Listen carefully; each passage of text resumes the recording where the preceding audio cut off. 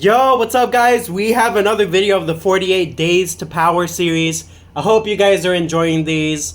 I'm enjoying them too. We got Cheez-Its here and we're up.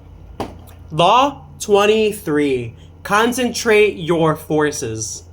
Focus your time, energy, and resources on a single powerful goal or source of success. Scattering yourself makes you weak and less effective. True power comes from intense focus on your strengths, your target, and the area that brings the highest return. I'm going to give you guys a couple of tips like I always do, so we're going to start with self-improvement. Focus on one habit at a time. Don't try to improve everything at once. Master one habit, like discipline, waking up early, and let that success ripple outwards.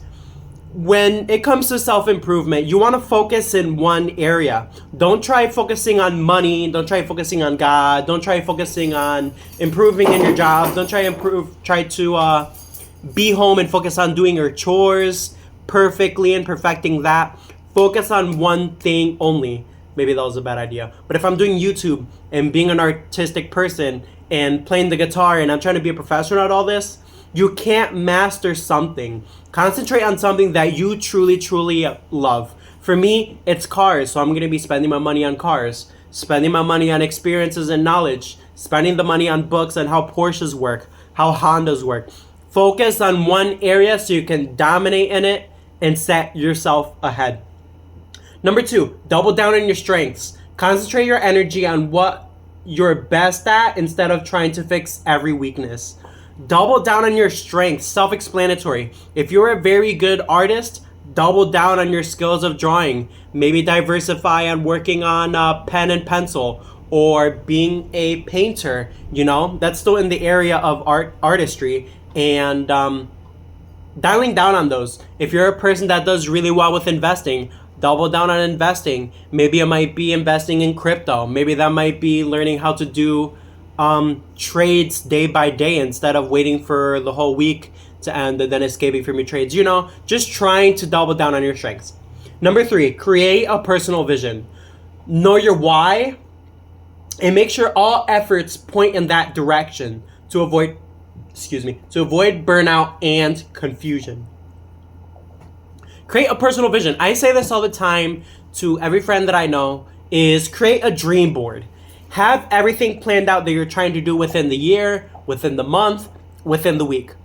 And really dial down on those. When you have a vision for your life and you're dreaming about it, it becomes reality. A lot of people say this stuff like Napoleon Hill, Jim Rohn.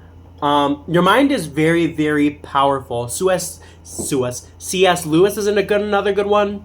When you're focusing on your mentality and you're focusing on what you're seeing mentally, not on what's already in the world, but what's in your mind truly, you can see success in your life.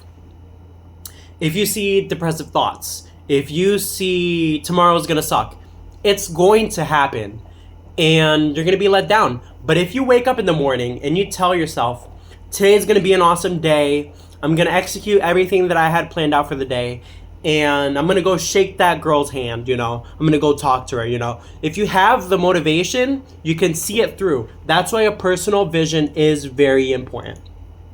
Now we're gonna go to the one for work. At work, prioritize your best skill. Focus on the one thing that you do that brings the most value. Problem solving, leadership, sales, for an example. For me, I am the oil change person, so what I try to focus on, timeliness, cleanliness, and organization.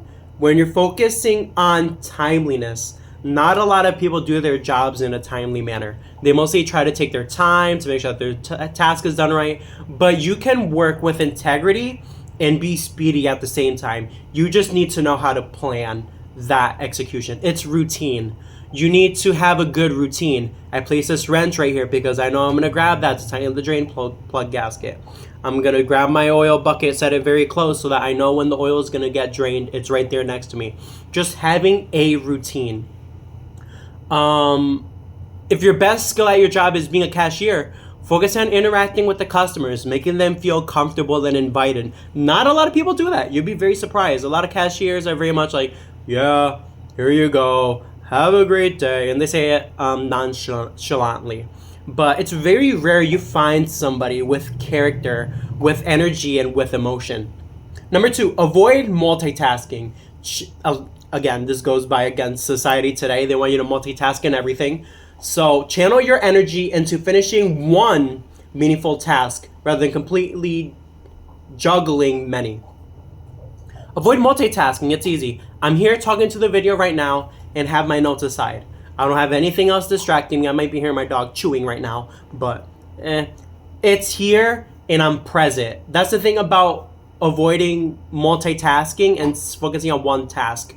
You're present, you're motivated, you're energetic. That's why you're seeing me motivated right now, is because I'm not being distracted, and I wanted to upload a video, so I'm energetic for it, and that's why it's been short so far. So avoid multitasking, and you do this by muting your phone, putting on airplane mode. You do this by turning off your TVs and focusing on the things you have to do, and then mentally focusing. If you have something to do at 6 o'clock, do it at 6 o'clock. Not 6:15, not 5:57, 6 o'clock sharp, and give it your complete focus. Try that and let me know how it goes. Number three, stick to your lane.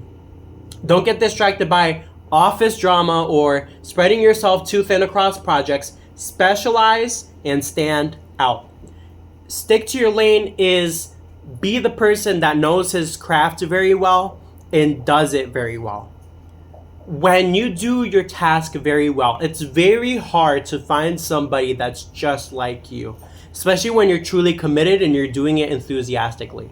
When you have enthusiasm, when you're motivated, when you're happy and excited, it's very, very hard to out-defeat that, because no one's going to have the same character as you, and no one's going to have the same personality as you, and no one's going to have the same name as you. And that's what makes you special, is that you're created as one person. So stick to your lane, know where your powers are at, know where your weaknesses are at, and stick to the good things. All right, now we're going to go to school, and we're going to close it out. Master one subject first. Pour energy into a subject you're struggling with or passionate about, then balance the rest. If you're really good at photography, I always use the photography example because I went to college for photography. Focus on making it your own style. That signature Juan, that signature Justin, that signature Jennifer or Jessica. Make sure your art stands out from others. It's about perfecting it. It's about making it unique and making it your own. So master it. Block study time. Deep focused sessions are better than scattered cramming across multiple subjects. I know this from personal experience, is I found it hard in college to have, and this is why I think college is stupid, but you have English, photography, graphic design, math. Why do I need English and math if my focus is graphic design and photography? That's why I believe college is a scam, is because you don't need these other ones. You have no use of knowing about Thomas Jefferson when you're learning about photography and how to edit filters and how to warp images. What does Thomas Jefferson have to do with that? So keep that in mind for sure. Keep it crucial to one thing that you want to do. Keep it simple. Math one day, English one day, photography and graphic design the next day. Focus on the things you truly want to do and leave the other distractions for later. That's just me. And I'm going to cut it off with some tips. So the tips I'm going to give you is power comes through focus, not force. Your focus is energy in this life. When you focus on one thing, you're more than willing to do that thing super, super well, better than others, versus multitasking, making one video and then planning out another video and then another video and then all that's on your head. You get very distracted easily. So your focus is everything, and don't force it. Don't chase 10 habits, catch one. Don't chase 10 rabbits, catch one, excuse me. It's very hard to catch 10 rabbits, if you tell me. It's like if I'm thinking myself in a room with 10 rabbits, I'm going to grab one, grab the next one. You're not going to see me grab my whole arms and hug these rabbits because I'm not going to catch them. Focus on one thing, one habit that you're struggling with today, and give it your full attention. Identify your core advantages and feed it relentlessly until it grows so big it overpowers everything else. Identify your core advantage. What's something you're truly, truly good at? Pay attention to those things. How do you know you're good at that thing? The external world validates it.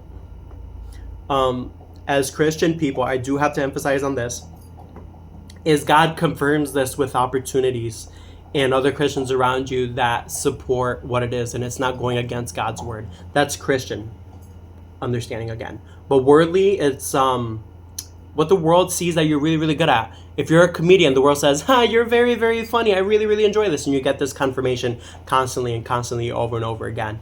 That's where your calling is at. Your advantages are, for an example, for me, it's being very patient, because a lot of people tell me it's very frustrating because I want to get under your skin and frustrate you, and it's not that easy.